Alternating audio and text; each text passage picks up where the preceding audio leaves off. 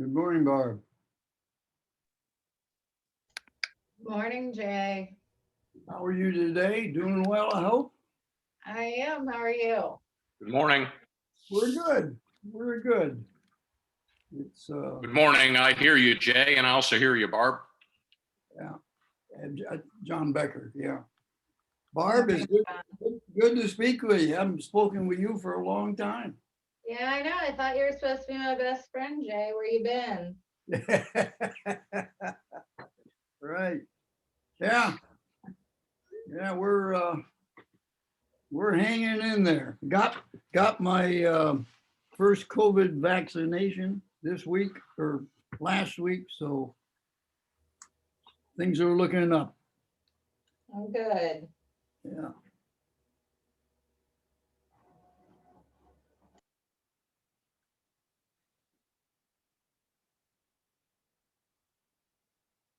Well, I'll be curious to see how many folks we have on this. We're going to, It says 17 so far, Jay. yeah, I've got the list up and all I see is us. So I don't, yeah. Well, I see on the bottom, my bar says 19 participants now. Okay. Barb. Now 20. Okay, Barb, we are going to ask for any questions or comments as we go through. So you'll have to, will you be able to see if people are asking and got their hand up, or is that something we're going to have to look for? Yep, I can see when they put their hand up, and then when you say to let them talk, I'll hit the button. Okay, all right, Jay, do you want to welcome the people, though? sure, yes, yep.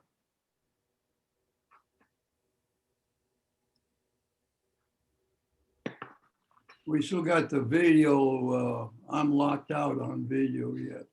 Okay, I'll fix that. All right, you should be able to start it. You've got 16 attendees so far, if you want to go ahead and welcome them in. Okay. Good morning, everyone. Welcome. This is Jay Thompson. And John Becker is also on. For information, I have resigned as Caravan Committee Chairman effective with the IBT meeting. And John Becker will be replacing me. And I'm feeling very good about John doing that. John and his wife Nancy have co-led the Bourbon Caravan and have been very active with the Caravan Committee.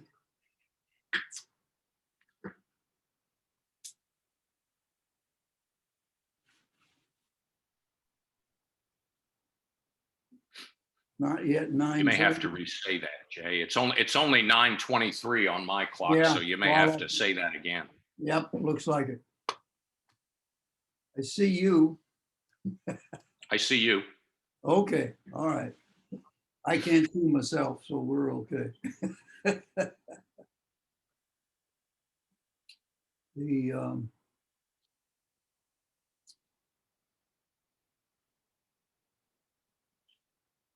weather in Tallahassee is supposed to get up to 70 today.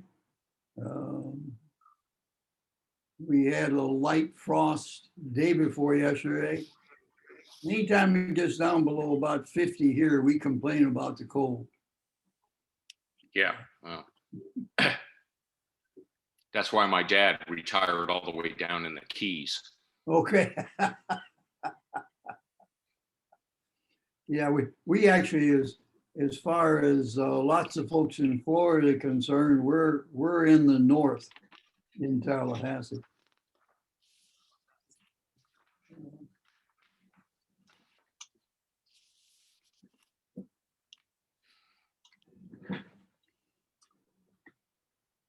Incidentally, as some of you may have noted, Ellen and I have our 34-foot trailer up for sale. And this next No, this weekend, we're going down to take a look at a 2017 interstate that we've been negotiating to buy. There we are. Now I see, and it looks like folks see me, or I'm seeable too. So we're mentally struggling going to a 24-foot rig from a 34-foot rig. So that's, but that's going to let us keep traveling. Yep. And we're looking forward to it. Okay.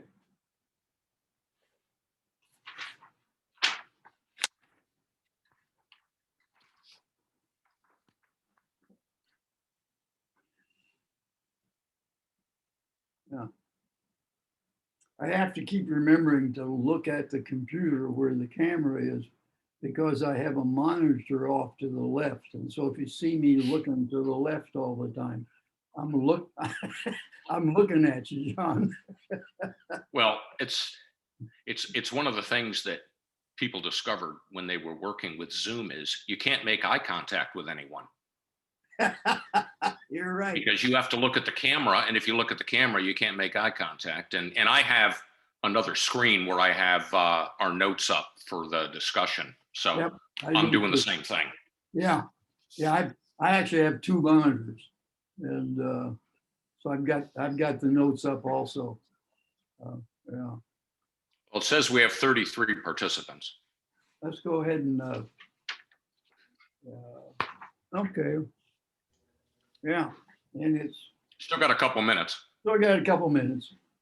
Hey, Jay, Michelle Barasa has his hand up. Okay. Hi, Michelle. Good morning, how are you? We're doing great, doing great. And you? Oh, it's early in the morning for me, 6:30. I was going to say you're up early this morning. Anyway, I didn't want to miss this. I'm not, I've only got the two images, well, the images of you and John on my screen. I guess that's normal? That will be for this. Yes, this is Okay, down at the bottom of your screen, you should see a participants, and you can click on that. And well, I thought it would bring up a list of everybody, but it doesn't. There's 30. But I think if they raise their hand, then we'll see who they are. Yeah, Okay. then we can see. Yeah, that's the way that works. okay, well, I'll just sit here quietly and listen to you guys. Oh no, you may get a chance to input too. But by the way, what's the schedule for 3 gyms? I'm sorry? What's the schedule for 3 gyms? I've got it, I've sent it all to Barb. No, I mean for this year. Yeah, Is oh, it for on this time? year. What's your anticipated schedule for starting the caravan? Well, there's nothing for 2021. Okay, you're canceled on 21. Okay, Yeah, very good. so it'll be 2022. Gotcha. All right. Okay, good. Good deal. That was a question we had. I thought that was it, but I wasn't certain of that.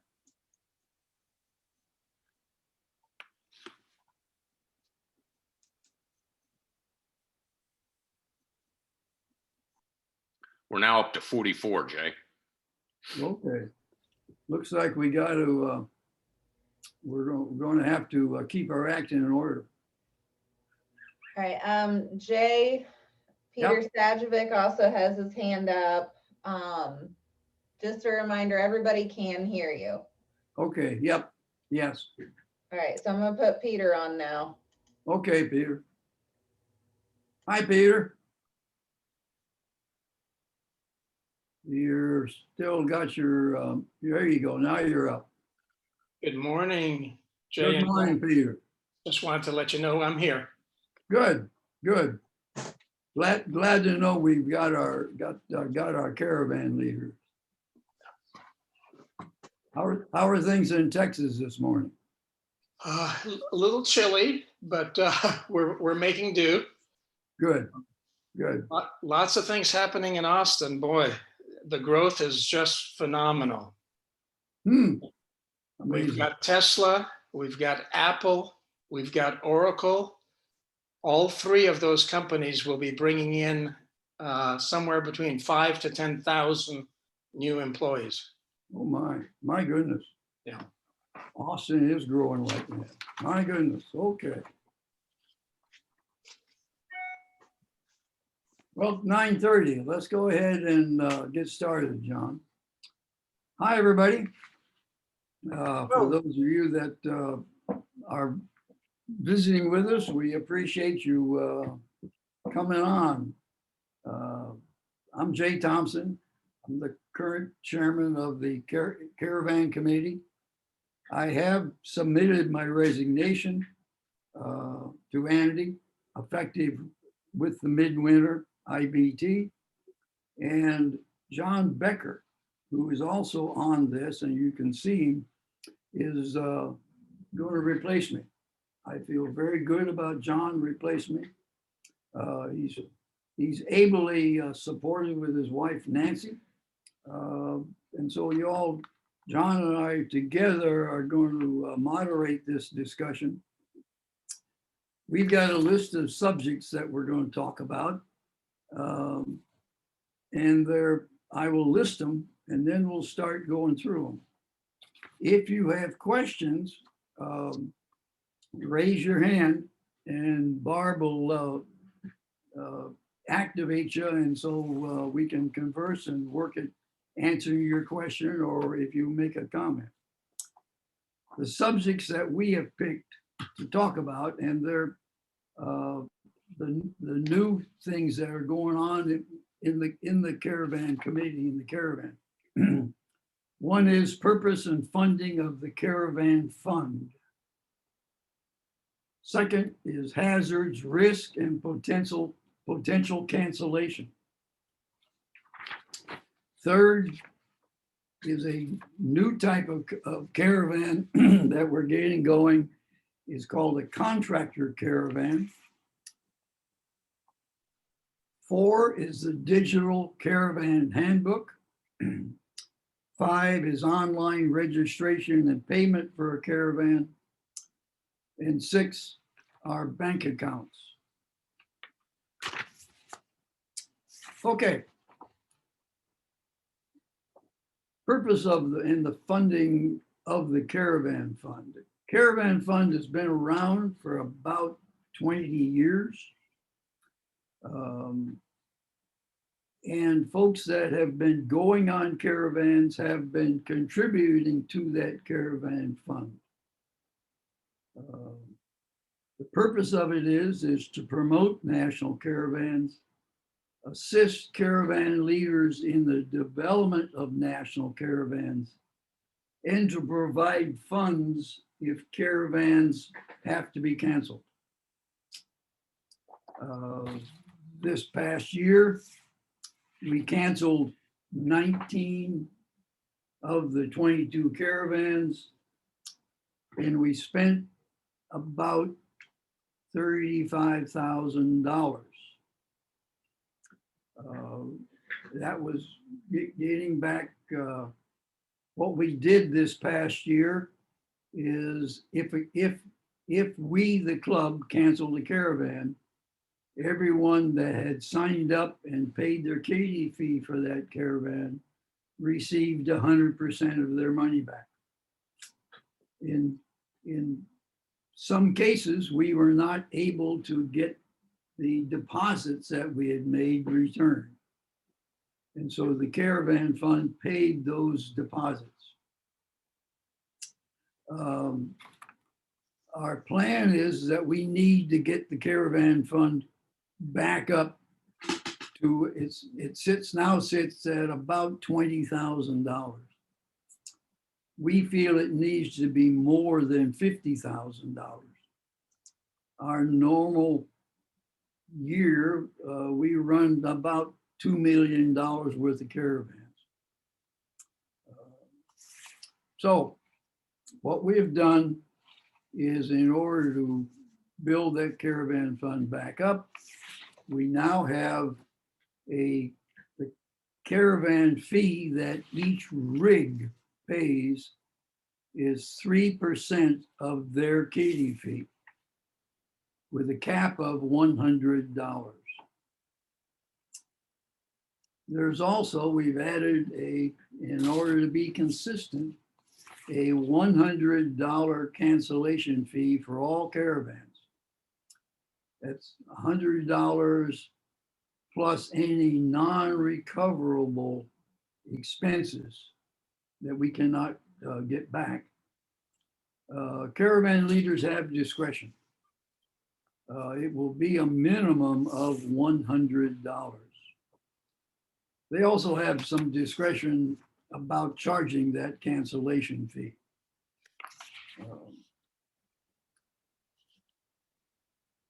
We also, we are going to have a $25 administrative fee for signing up on a caravan. And that will be a non-refundable fee. We expect to have these in force until we get the caravan fund back up to what we feel is where it's needed. And then we will take a look at reducing or changing these. John, you got any comments on the caravan fund? Yeah, the only other comment was we did want the fees to be fair. The increase is temporary and we will revisit it once the caravan fund has been recovered. And I think a key thing as we were trying to design the fee structure was we did not want to have a high flat fee that would discourage the shorter caravans that we want to support. So if you have a high flat fee, you end up discouraging a 9-day caravan. And there's a lot of people where we have a lot of members who are still working that want to go on a shorter caravan. So we were trying to balance many things when we came together with the new fee structure, and we'll revisit it once the caravan fund is recovered. The other thing is in the new caravan handbook, digital handbook, there is a chapter on the caravan fund. And so that everyone knows that there is a fund and its purpose. Do we have any comments or questions? Jay, I've got Patty Reed coming on. Good morning, John and Jay. Can you hear me? Yeah. Yes. Good morning. It's early out here in Colorado, but I've got my cup of coffee, so I'm good. Good for you. John, you mentioned that this was a short-term raise of the fee to cover the shortage. My question is this kind of like punishing the caravan people coming up in the near future, and then it gets stopped or dropped, the fee, and then future caravanners don't have to pay it? Would it be wiser to have a permanent fee that was a little less money, but that everybody knew that they were paying ongoing with caravans? I don't see us dropping the fee. We may reduce it and probably will. But people have paid into the caravan fund over many years, and as it has been used to do things like revamp the training, as well as to provide working capital. If a caravan leader needs to put down deposits, it's generally been around $50,000 to $60,000, and we want to get back up to that level. In a way, the other way to look at it is everybody who was on those 19 canceled caravans received a full refund of their kitty fee, regardless, even if this was their first caravan. And in a way, that's the decision that Jay made to, make everybody whole. And now we're making a decision to replenish the fund, and then we'll go back down to a lower fee structure. But I don't think that it will ever be eliminated, because we also do use it for one-time things like revamping the training. I understand that, but it seems like, well, Tom and I are signed up for the Blue Ridge Caravan coming up this spring. So we've been told in an email, and rightly so, that if it gets canceled, we'll get most of our money back, but the amount that's going to replenish the fund will be taken out. So it is looking to me like it's a punishment to the people who will be caravanning in the next year or two, and then the fee will be dropped.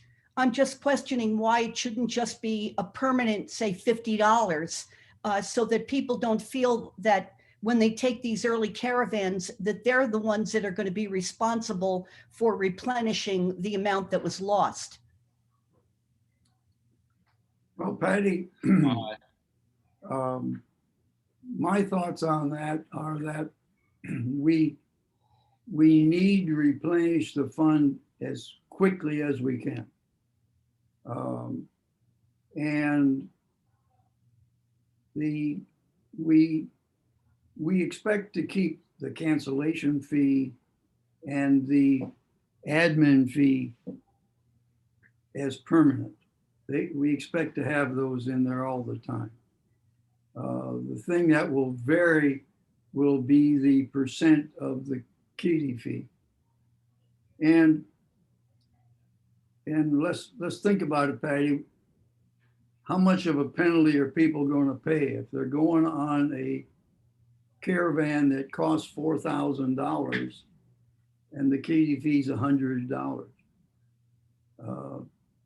It's if we lower it to 2%, it'll be $80. We're talking about $20, quote, penalty to these folks that are taken early on. I understand, and I have no problem with paying the fee. I'm happy to do that. I'm just questioning whether others are going to look at these next year or two caravans, that they are the ones that are personally replenishing the fee, the kitty account. You know, I'm sure most of us don't care, and we understand, and we do pay those things. It's a perception that people in the next year or two are going to be the ones that are replenishing the account. That's all. Mm-hmm. My guess is it's going to be the next 3 or 4 years. Yeah. That's Okay. my feeling. That's what it's going to take to replenish the fund. That's what we're talking. Okay, thank you. Mm-hmm. Appreciate your input, Patty. Of course. Thank you. I appreciate your work, Jay. You've been incredible, and everybody should give you a big round of applause for the years you've put into this. Well, Yeah. thank you. And Thank you. John, you're a brave man for taking this on. Thank you. Anybody else, Barb? Yep, next up we have Michelle.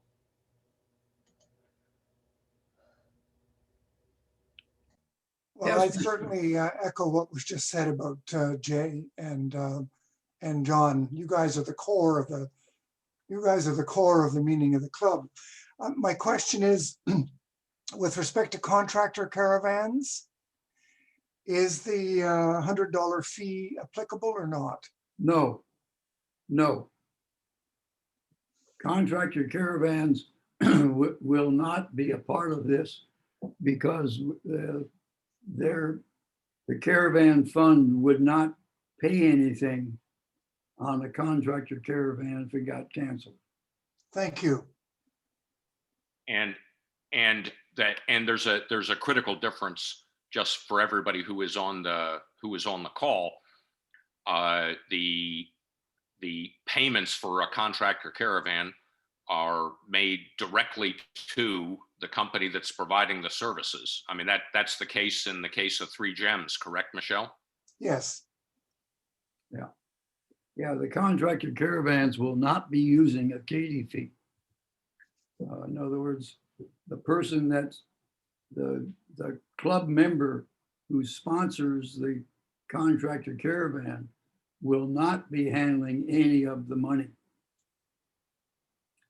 Difference from a regular caravan that's sponsored by the club, where the caravan leader on a national caravan handles all of the money and pays all of the bills.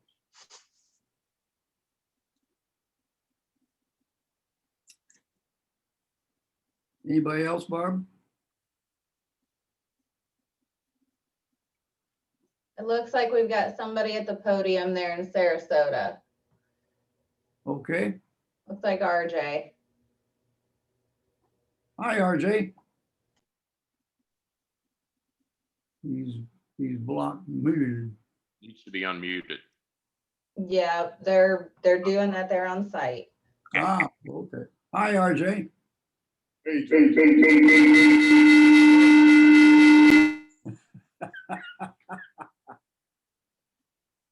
All right. They're RJ, testing it, Jay. I'm gonna say RJ's the one doing the sound, isn't he? Well, we've got RJ and then our on-site tech guy, Eric. So Okay. they're gonna get it fixed. Yeah.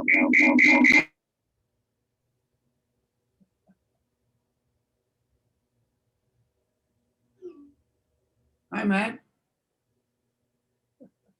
Beth, yeah. See you right up front there. All right, Jay. So, oh, here he comes.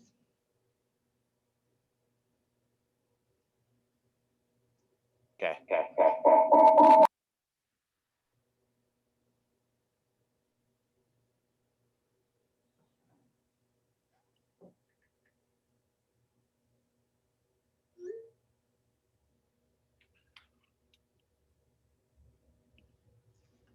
Yeah.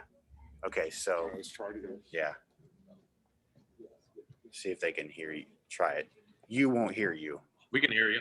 I don't think. All right, Jay, how's that? That's much better, Okay, so RJ. now, yeah. It was.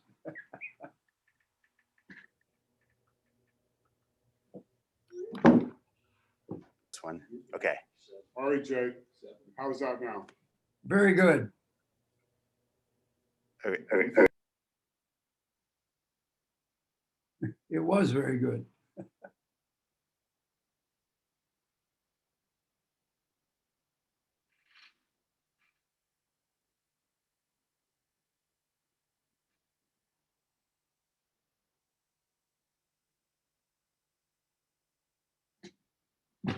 Okay, Jay, while they're working with that, I saw that Carol Combs had her hand up. Okay. Go ahead, Carol. Well, it's actually Ray. Oh, hey, Ray. All right. Hey, I just wanted to clarify something that Patty had said about the $100 cancellation fee. And it was my understanding that, of course, if an individual cancels from the caravan, the fee applies. But I would think she was alluding to the fact if the caravan itself is canceled, that the $100 fee applies. But I thought we decided that if for some reason, COVID, that the caravan itself was canceled, we did not charge that $100 fee. Is that correct? That's correct. That's correct. Okay. If the club cancels the caravan, their people do not pay a cancellation fee. Okay, great. Looking forward to it, Patty. Looking forward to seeing you. Jay, we should probably, given that given that 20 minutes has gone by, we should probably move on to the next topic. And if we have time at the end, maybe regroup back to this. Gotcha. Okay. Next subject is hazards, risk, and potential cancellations. We expect to keep running caravans as they're a fantastic value and a lot of fun. Some of these caravans include conditions or hazards which may not suit all club members. In addition, some unforeseen conditions may cause the cancellation of a caravan.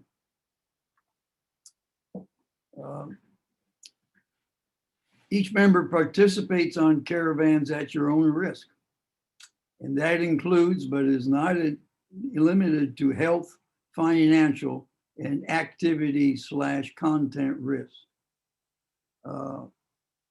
We expect that participants will be required to sign an acknowledgement that one is on health. You will assume a health risk of whatever it is. Some caravans operate in high or low temperatures and high altitudes, and these entail health risks that participants assume. The caravan leader will inform participants of any required protective equipment prior to the start of the caravan. Each participant must provide the appropriate protective equipment to be worn at times specified either by local authorities or by the caravan leader. And our feeling is that if you feel that you cannot do that, perhaps you should not participate in the caravan. Health, no one knows if an effective vaccine will be widely available, therefore you assume a health risk. That just goes. Financial, if a caravan is fully or partially canceled, the club cannot guarantee a full refund. You assume a risk for deposits or other money that may not be able to be recovered. This past year, because of COVID came on us and we had no idea of that, we made the decision that everyone would get a 100% refund. We're now saying we will not be able to guarantee that. We expect we will. This year, we had scheduled right at $2 million worth of caravans, and we ended up paying out about $35,000 in lost deposits. So we're talking about a very small amount of percentage-wise of the amount of deposits we had to pay. So I would not be concerned if I paid a $4,000 Katie fee that you're going to lose the whole $4,000. I think you ought to be looking at perhaps considering maybe I'm going to lose $50 or something of that type. That's part of the purpose. That is the purpose of getting that Katie fee or the caravan fund built back up. Another item is activity and content. What we're seeing now is as our caravan leaders are scheduling caravans for 21 is that we're not able to get all of the activities. Either the activity like a restaurant has shut down and is no longer in business, or the whatever the activity that be it a boat ride, a mule ride, etc., may not have been started back up yet. So can't guarantee you're going to get the same activities in 21 or maybe even in 22 that we got in 19. And last but not least, participants should be aware that caravans may not always have full hookups, internet, or cell phone connectivity.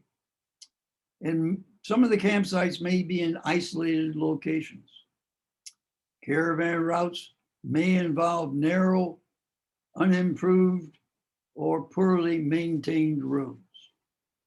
Those of all you that have been with Ellen and I and the Montagues may recall that my criteria on a road was that it had a yellow line. Didn't have anything to do with the width of the road, had the fact that it had a yellow line. And we expect that there will be the requirement that a signed waiver be required on most caravans. Any comments or questions on that subject? I think just one thing to add, Jay, just so that people in the audience know, is we received a lot of feedback from Caravan participants where what I would call is there was a mismatch of expectations, where people were saying, well, I didn't know that we wouldn't have internet access for 3 or 4 days at a certain location, et cetera. So we're trying to make it very clear, the Caravan leaders are trying to make it very clear to participants that a caravan may be at high altitude. There may be dry camping in some places. Ray, who was just on, you need to be able to drive the Blue Ridge Mountains on the Blue Ridge Parkway with your rig, which some people are able to do and some people may hesitate. So we just want everyone's expectations to be very known and very clear before they go on a caravan. And so some of this comes from the feedback that we were receiving from participants, besides the whole issue with the pandemic.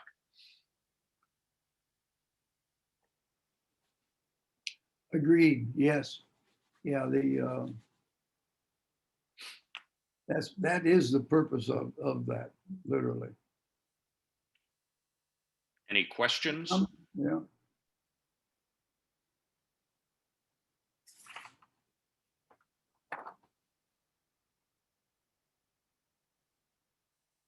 Nobody there, Barb? No, oh, wait a minute. We've got somebody, their name's listed as PC here. I don't know who it is. All right. They should be unmuting.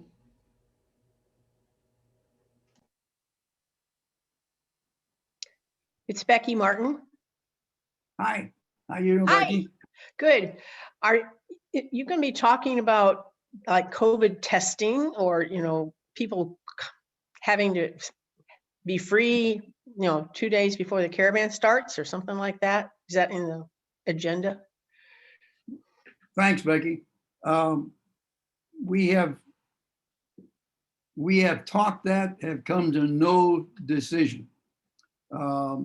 We also have mentioned the fact that maybe people should show that they have had the vaccine. We haven't tackled that yet. I think John? also, Becky, the biggest thing we wanted to emphasize to people is that, and I, on the caravan, for instance, that I co-lead, that, we will follow the rules that are in place in the local jurisdiction, and that's some of the reasons why some of the caravans were canceled, because the group size, they couldn't find a way to run the caravan and stay under the group size, that, like for Ocean Shores up in Michigan. And when we discussed asking people or requiring people to be vaccinated, that's tough to do with a vaccine that only has emergency use authorization. At least in our area, there are many hospitals, while they do require their staff to get a flu vaccine, they aren't requiring this vaccine yet because it is only an emergency use authorization. So I think the biggest thing that we agreed is we want to follow the local rules in place where the caravan is going to travel. Okay. One thing John mentioned was group size. The Georgia On My Mind caravan, which is scheduled to run, is running with, I think, 16 people. And that is in part because of the group size allowed in the state of Georgia. The 2 Cajun caravans have been canceled because there just weren't enough activities going to make it feasible to run. The Viking caravan was canceled, obviously for 2 reasons. One is the co-leader Leggett, they could not go to Newfoundland to do any scouting. And we don't know when US citizens are going to be able to get into Canada. And we were having to start to make substantial deposits. And so that's why this year's Viking has been canceled. Any more, Barb? Nope, nobody else has their hand up. Okay. Next subject is contractor caravans. And I have a motion before the IBT that we incorporate a new category of caravan, i.e. a contractor caravan. And what that is that's a caravan that will be initiated by a club member with an organization, a commercial organization that leads caravans for profit. And the people going on this caravan will pay their money directly to the contractor, and the contractor's leaders, who more than likely will be paid leaders, will lead the caravan. The caravan, contractor caravan, has to be approved by the caravan committee chairman, and the executive committee must approve the caravan. And the reason for this is right now we don't have leaders that want to go to Mexico, but we have found a very good contractor that leads caravans down there that several of our members have been on. But we will make a point. The club member that goes on that caravan is not the caravan leader. The caravan leader of the caravan is the leader that the contractor has put forth. This is considered, we are going to consider this as a member benefit. And as I say, will be reviewed by the caravan chair, but authorized through the club executive committee. And they will include, as recommended by the caravan chair, appropriate elements of the caravan program, i.e. get acquainted meetings and things of that type. Any questions? John, you got any comments about that? Nope, that's it. I mean, we're trying to offer this as a member benefit, like some of the other member benefit programs for Harvest Hosts, Michelin tires, etc.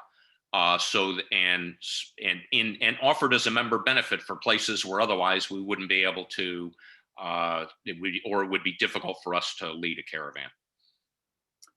These caravans, by the way, will be listed in the caravan area of the website, but they'll be listed as a contractor caravan.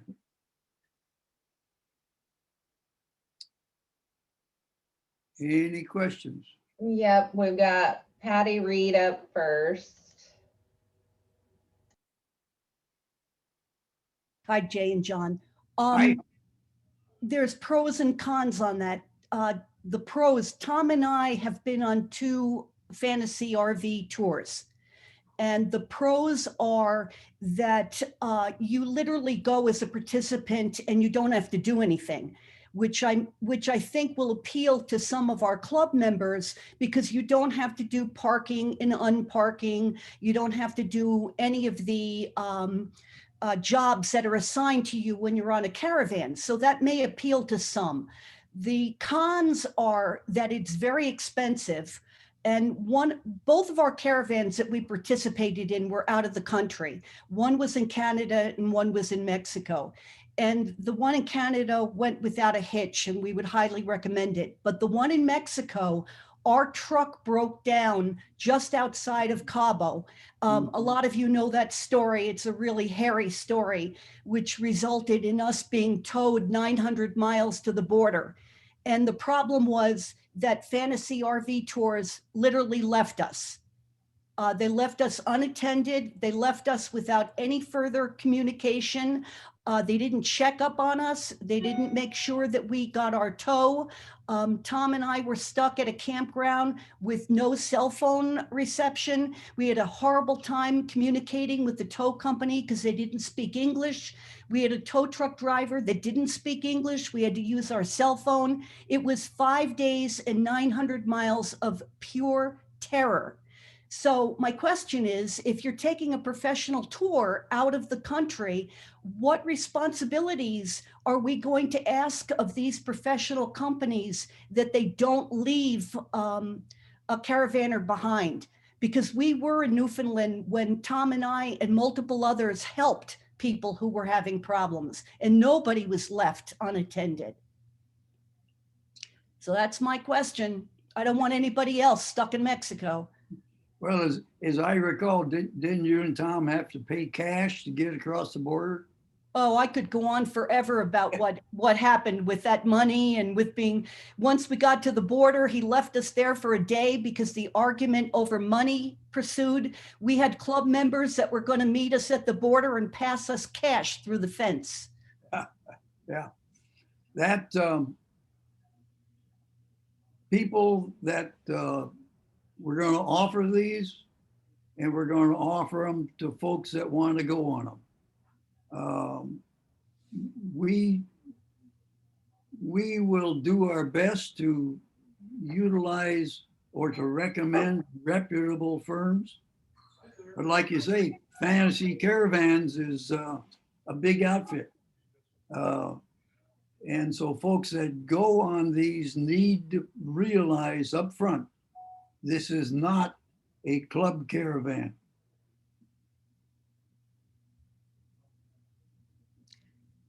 We just have to make that clearly understood. Yes, yes, Thank you. sure thing, Buck. All right, up next, we have Kathy Geese. Good morning. Can you hear me? Yes, we certainly can. It's very early here on the West Coast. I'm going to pile on to what Patty said a little bit. Are we going to be sharing our caravan handbook with the contractors?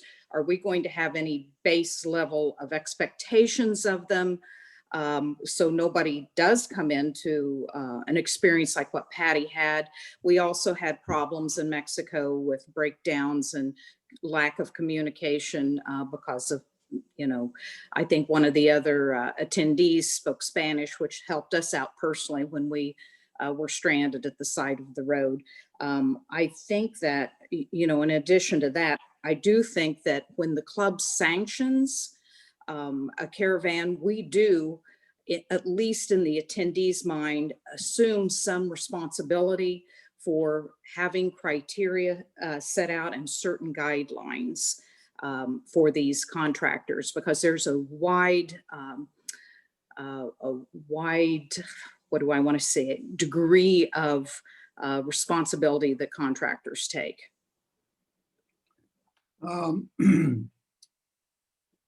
The reason we're calling these a contractor caravan is because they're not run by us. A club member will be the sponsor of that, not the club. People going on these need to realize that they're with a contractor caravan. It's, in my mind, a little bit like you sign up for Harvest Host. The club has made no guarantee of the places that Harvest Host has. The club has a deal with Michelin Tire. If the tire blows out, the club has no responsibility. That's with Michelin Tire. And so That's the reason we're calling these a member benefit, that members that want to have that benefit, take that benefit. But we will obviously, I would expect we're not going to go with a fly by night. But if a member came up with the idea of let's have a member benefit caravan that Fantasy Caravan runs,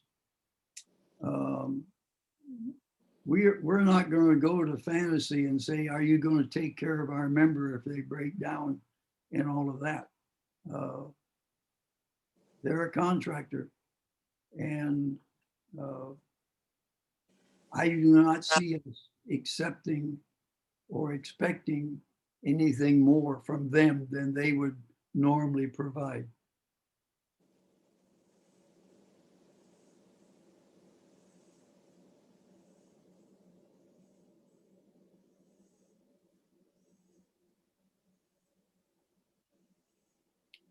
Any more? Or how is that? That's not the answer you wanted, I'm pretty certain.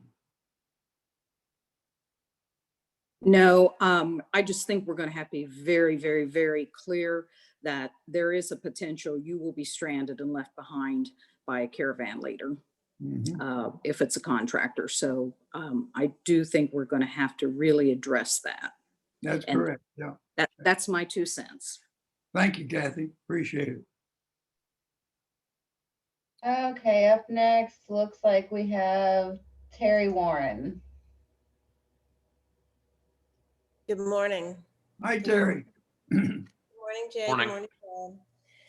So my question is, will these be offered just outside the US, or will they be offered inside the US? The intent is that as long as we can find leaders to lead them, we would prefer to lead caravans. I would hate to see us have to offer a contractor caravan in the United States because we couldn't find a club member to lead the caravan as such. My thought on this is that contractor caravans are going to be probably in foreign countries. My ideal would that they not be in the United States or Canada. Thank you. That's the assumption that we're able to find leaders. Terry, as you know, you and I have conversed just lately about caravan leaders. Is that we need more caravan leaders in order to keep going on caravans. We have people wanting to go on caravans that we don't have the space. Or anybody wanting to lead a caravan there. Can you still hear me? Yes. Yes. I'm wondering if anybody has sort of checked with membership or people to see why people don't want to be caravan leaders more often. I mean, is it too complicated? Is it the money? Is it they don't have time? I'd just be really interested in what the hesitancy is about that.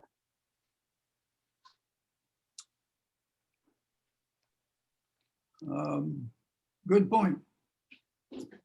Ellen and I led. I don't know that we've formally surveyed the membership. We've, as you know, we give caravan training, and many times I'll give you an example. In Salem, we trained, I think, 55 people to be a caravan leader. Out of that 55 people, I'm guessing we got maybe 10 to become caravan leaders. In our case, it was in Eleanor's mind, it was a really rewarding experience doing it. And we loved it. It's work. So maybe that's a great population to survey, those 55 people or the 45 who didn't decide to lead. And John, I took your training in, I forget, was it Sarasota? Someplace I took your training. I'd be interested to, I think it might be interesting to survey those people who took the training but didn't go on to lead a caravan to see what their hesitancy is.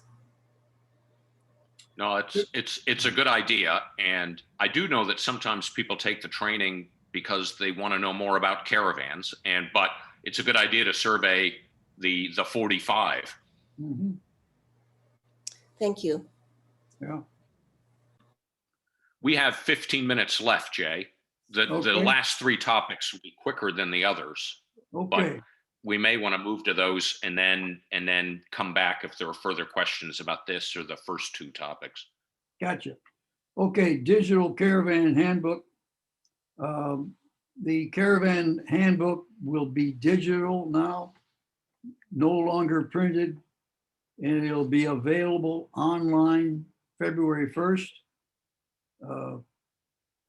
And it's available to members. You get on with your password and you will be able to find the digital handbook. Included in the handbook now are recommendations on service animals, prayer, and dismissal from a caravan. A written procedure for dismissal from a caravan has been prepared. Next subject, online registration and payment for a caravan. The plan is that all registrations for caravans will be through the club website, airstreamclub.org. And payments may be completed either with a check to Jackson Center, but preferably via a credit card on the club website. This is currently available, but we need to really verify and check that everything's working properly. I paid for my last caravan with a credit card. Unfortunately, the caravan was canceled because of COVID, so I got my money back. But that is the plan, is that we're going to that you will be able to sign up for a caravan and make the payments for the caravan the same way that you make your membership registration. Last subject we've got is bank accounts. Arrangements that we really don't want caravan leaders with a bank account in their personal name. They need to be a business account. That's been a real tough thing to make happen. We've been able to make arrangements with US Bank through the efforts of Lori and a member that was the vice president of the bank. All new accounts will be with US Bank. We're not forcing anybody to move over, but all new accounts are going to be with the US Bank. Now we're in progress to do this same thing for leaders of Canadian caravans. We haven't got that resolved yet, but we're working on it. Okay, that was the last three subjects I ran through in a hurry. Any comments or questions?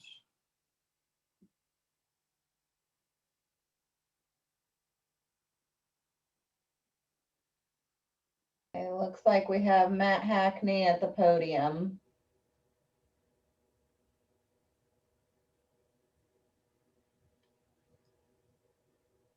Hi, Matt. It's going to take him just a second to get on there. Okay. thought important because we did discuss, Jay, you, John, and myself, the topic of contractor-led caravans. And the discussion points, as I recall, were these would be offered in time, in locations, or due to circumstances where it was not practical for the club to lead the caravan. Examples would be a fly and drive using a commercial entity. You guys hear me okay? Yeah, so Yep, like a yep. fly and drive where you're contracting a company and the bulk of the funds are going directly to that company, if not all. Another example would be Mexico, the conditions are ever changing and we're simply not comfortable. If somebody were to offer a repeat of a caravan to South America, that would be a good example. But the point was it's offering an additional capability for our folks that we couldn't otherwise provide. And then the other point was you, the chairman, will review that caravan. You will also receive, I'm sure, feedback from members of any bad experience in a successive occurrence of that caravan. And so that feedback, I'm sure, would be not only provided to the company, but also either elimination of them as a member benefit or some real improvements made on their part if they want to continue to receive monies from our members. And those are my points. Thank you, Matt. Appreciate that recap. Did RJ have something he wanted that we were not able to get on to? Nope, okay. Oh, okay, so next we have somebody listed as Halamer. Yeah, it's me. It's Debbie. Debbie Hi, Hammer. Debbie. Hi, Debbie. Hi, how you doing? I'm Good. sorry. I missed the first half because it's still early here on the East Coast for some of us. Anyhow, my question about the contractor caravans is this. Since it is being run by a non-Airstream entity, is it possible to have someone on the caravan who is not a member and is not riding using an Airstream? Reason I ask this is that my dearest friend has lived in England for many years. She and her husband have caravan there a lot, and they have also gone to different places, including the United States, and rented what they call caravans, what we call trailers, and traveled extensively. I would be delighted to share a trip with Fran and Colin, and I'm wondering if this would be a way to make it possible. That could well be. The two current caravans to Mexico are limited to Airstreams. They're proposed, they're going to be contractor caravans in 2022, are limited to Airstreams.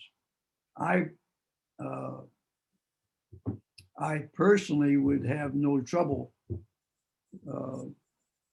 letting something like that happen. I think that'd be a good deal. As Wally used to say, we'll let anybody come with us on our caravan, and that's the way he did to begin with. And then after they've been with us, they'll end up wanting to buy an Airstream. Okay, I will, that's there for your consideration then. Thank you, Debbie. Good. Thank you.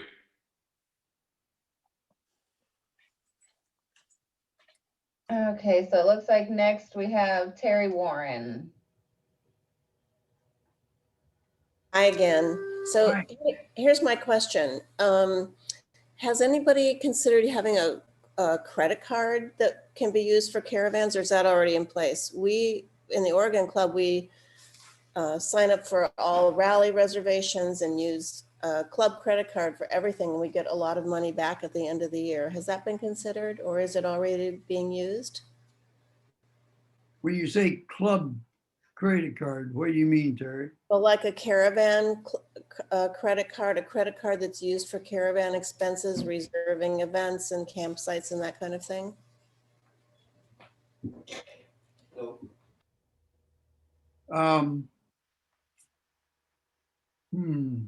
With the bank, when a person gets a a bank account, they get they normally get issued a debit card. And in many cases, activities really don't want you paying with a check, they want it with a debit card.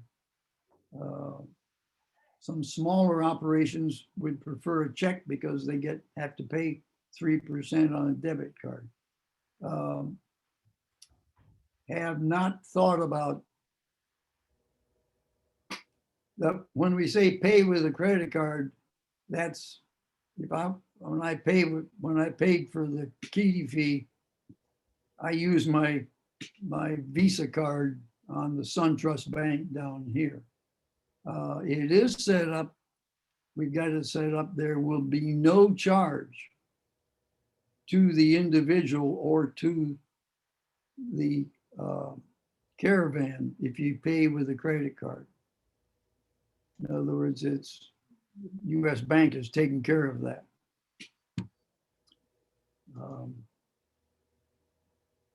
Had not even thought about the idea of It's something, I think it's something to consider, Terry. I think it just, and we can talk with the caravan leaders about, would that help them? I was fine, I also use the debit card because you need petty cash on a caravan as well. The debit card works well. And I think it may depend upon the vendors as well. A lot of our vendors were happy to take the debit card or take a check because then they don't have to pay any fees or the VIG to the credit card company. But it's something we can take up with the caravan leaders. Thank you for considering it. good.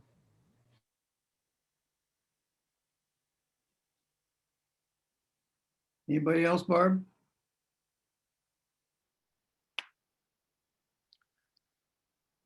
We're also almost out of time, and I know they Yeah. wanted us to finish promptly. Okay, we've got Peter Sajovic here. Jay, with the new online registration, will the $25 administration fee be separate from the initial kitty deposit? Yes, that $25 admin fee it's separate from the kitty fee, and you will not collect it.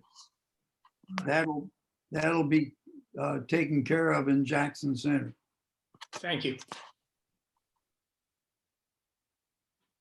All right, and then Michelle Barassa. Just quickly, Caravanas de Mexico is the contractor for the Mexican caravans, and it's been a growth process, but approved by the Caravan Committee. I would just like to point out for those of you who were scared a little bit earlier about fantasy, that a number of people withdrew from the caravan at the beginning of the year because of COVID, and Caravanas de Mexico had an escort for them from Mexico City to the border. They were not left alone. And that's one of the primary principles of that operator, is nobody gets left alone. The other thing is that it's only Airstreamers that go on it exclusively. I have 2 people who have signed up for the caravan in 2022, not members, and I've told them that they have to be members to join. And they will be joining the club. Thank you, Michelle. Good. Thank you for the clarification. Okay, and then we do have someone at the podium there in Sarasota. Okay, this is Brad Briggs. I'm just going to piggyback on what Terry Warren said, and I'm not sure it was clear or if she meant something different. But I think if the club looked at a credit card that gave cash back, that's one way to help replenish the caravan fund quicker. I don't know if that's possible or not, but I think that's what struck me when she made that comment. Okay. All right. Thank you, Brad. We'll take a look at it. Here, Jay. Thank you.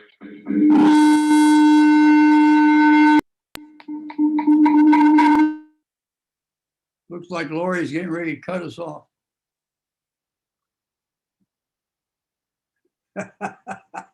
Yeah, I don't mean to cut this great conversation off, but I think it, with all the participation is a great idea. Hopefully that we can schedule another one at sometime soon.